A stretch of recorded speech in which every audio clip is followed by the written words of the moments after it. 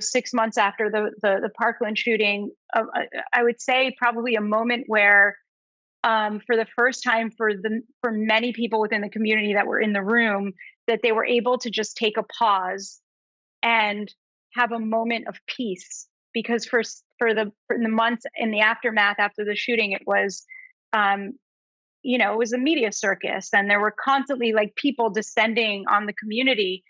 And I sat in a room with Sharon Salzberg, who's my core teacher, who flew down from Barre, Massachusetts. And we had probably about 400 people in a conference room at a hotel in Parkland, Florida. And many of them, again, survivors and community members. And Sharon, led a meditation retreat for 4 hours with these individuals. And after the retreat, so many people came up to us to say this was the first time that they felt a moment of pause, a moment where they could just like breathe and connect with themselves and feel a sense of who they were before the trauma, actually, that moment of impact.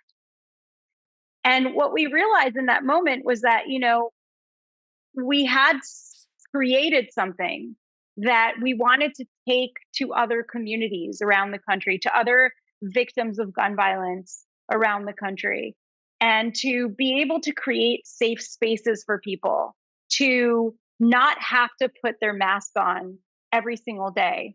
And what I mean by that is, like, one of the Parkland parents, for example, shared with me that in the months after the shooting happened, just going into a supermarket to go buy food, for example, people would see him and they would actually, like, he would see them coming down the aisle and they would just turn around and walk the other way, because people in our society are not equipped to even speak to people who are going through difficulties.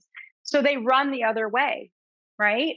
They didn't know what to say to him. They didn't know how to hold him. They didn't know how to hold the space. And so,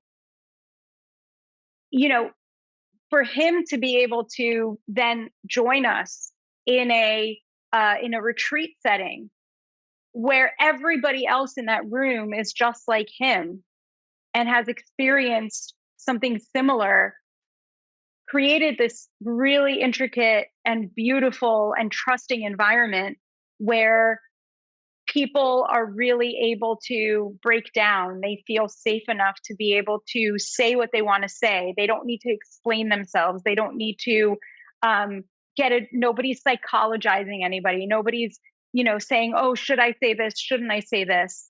And people are then open to listening to and experiencing different healing modalities that could work for them.